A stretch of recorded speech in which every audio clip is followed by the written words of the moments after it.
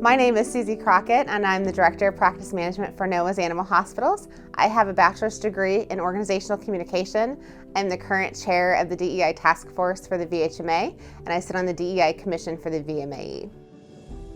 Communication in the veterinary space starts with the phone call in to schedule an appointment to ask a question about their pet's health. It is when the client walks through the door and we greet them. It's from seating them in the exam room and the doctor coming in. And then it's closing it out with any discharge and medications that go home and an explanation of care. All of those things are additional steps of communication within the client visit. The role of DEI in our client communication is changing daily. Our clientele are becoming more diverse and our staff are becoming more diverse. The goal for having improved communication with intent on DEI is that the client leaves feeling like their personal experience was taken into consideration and valued for what their needs are. Are they going home with the information that they are looking for to best care for their pet? When they leave and they have that completion of understanding, then our communication cycle, to me, is a success.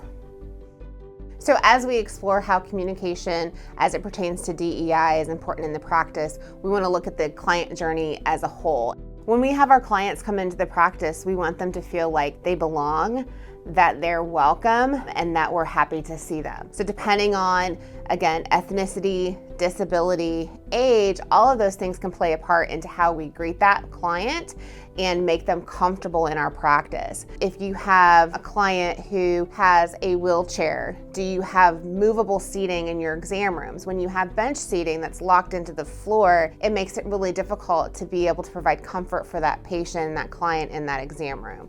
The second important component of intake is information gathering. So being able to have forms and questions for other languages available, having audible translation or verbal walkthrough of the information that you need. We need to just make sure that we're being very cognizant about that communication. The clinical experience is the most important part of the client journey through the practice because this is where the doctor gets the information about what's going on with the patient.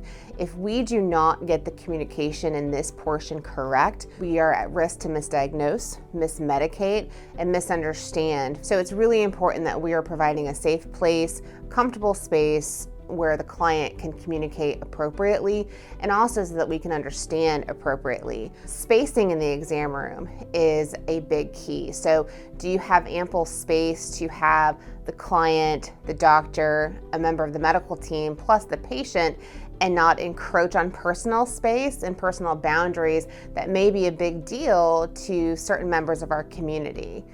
The most important thing to remember about discharge is gaining an understanding of comprehension in our communication. During discharge and prior to their exit, we really want the clients to feel that all of their questions have been answered, that we were open to any ideas that they had for the care of their pet. If we think about a patient who maybe is newly diagnosed with diabetes, and perhaps the client's first language is not English, being able to provide them with a podcast that they can listen to that's translated in whatever language is best for them so that they can be best equipped to treat their patient, that's a success. Clients are an active participant in their patient's care.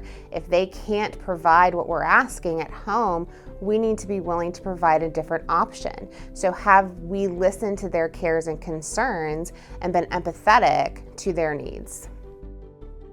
Unconscious bias is really important to talk about because many times we don't offer the top option for care because we make an assumption on the client's ability to pay. The best strategy to handle unconscious bias is just making sure that you're keeping the patient's top priority in line. What would we offer to our client who has unlimited resources and unlimited time? That's what we should be offering to all of our clients and allowing them the option to decline or ask for another option.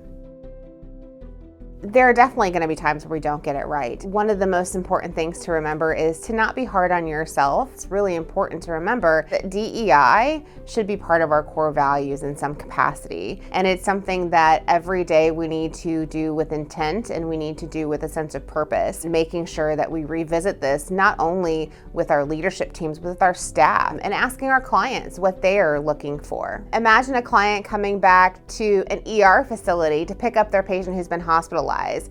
And the medical staff brings the patient out. They have the big cone on their head, so they're knocking everything over in their wake, and they're just told that they have a very substantial bill that they have to pay, and they're just flustered. How about we reevaluate our process and our workflow and say, let's do this discharge within the confines of an exam room. The dog can run free, the client can take their time in private to process the discharge and the payment for their patient.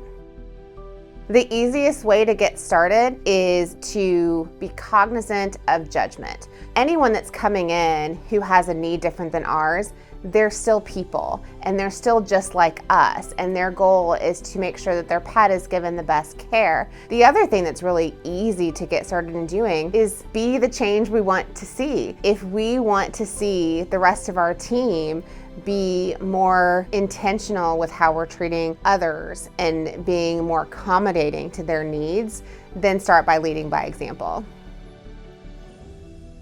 Focusing on communication for our clients through the entire client experience is a big ask, and taking on DEI components of that can be overwhelming. And we are going to have some times where we feel like we're failing, but we have to just take the first step. Start the conversation with your team, start the conversation with your leadership, and decide on one thing that you can start doing right now that might make a difference. And perhaps it's very simple. Perhaps there's a long list of ideas that you come up with. Either way, start the conversation.